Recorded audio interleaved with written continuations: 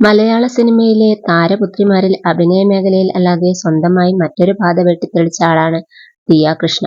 പ്രമുഖ നടൻ കൃഷ്ണകുമാറിന്റെ മകളായ ദിയ അച്ഛന്റെയും ചേച്ചി അഹാനയുടെയും വഴിയെ അഭിനയത്തിലേക്ക് തിരിയുമെന്ന് കരുതിയെങ്കിലും അതുണ്ടായില്ല.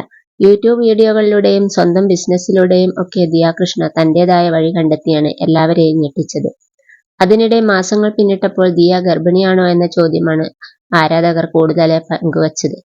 ദിയയുടെ വീഡിയോകൾ അത്രയധികം ശ്രദ്ധയോടെ കാത്തിരുന്നു കണ്ട ആരാധകരാണ് ഇക്കാര്യം ഉന്നയിച്ചത്.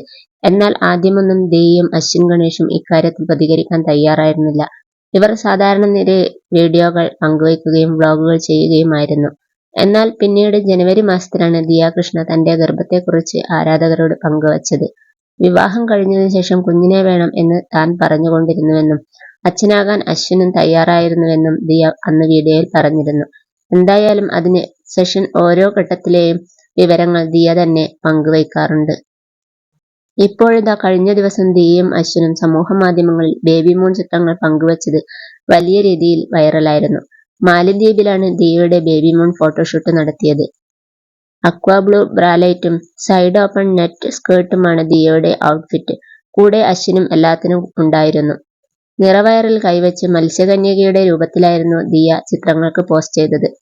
ധാരാളം പേരാണ് ഇതിന് അഭിനന്ദനവുമായി രംഗത്ത് വന്നത്.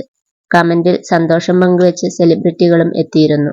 മനോഹരം എന്നാണ് അപർണ തോമസ് ചിത്രത്തിന് താഴെ അഭിപ്രായം രേഖപ്പെടുത്തിയത്.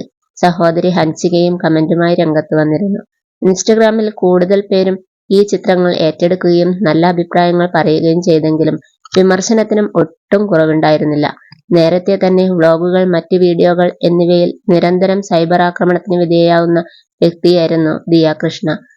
അതിന് പിന്നാലെയാണ് ഗർഭകാല ചിത്രങ്ങൾ പങ്കുവച്ചതിനും താരത്തിനെതിരെ ചില രൂക്ഷ വിമർശനം ഉയർത്തിയത്. ഫേസ്ബുക്കിലായിരുന്നു കൂടുതലും അധിക്ഷേപ കമന്റുകൾ വന്നത്. "കൊച്ചേ, ഇതിത്തിരി ഓവറാവേട്ടോ" എന്നായിരുന്നു ഒരാളുടെ കമന്റ്. "ഇനി പ്രസവം കഴിഞ്ഞിട്ട് FBയിലേക്ക് കയറുകയുള്ളൂ" എന്നാണ് മറ്റൊരാൾ പറയുന്നത്. "നിന്റെയൊക്കെ തൊലിക്കട്ടി, ആ അച്ഛനെ തെറി കേൾപ്പിക്കാൻ ഇങ്ങനെ മക്കളും" എന്നാണ് മറ്റൊരാൾ പറയുന്നത്.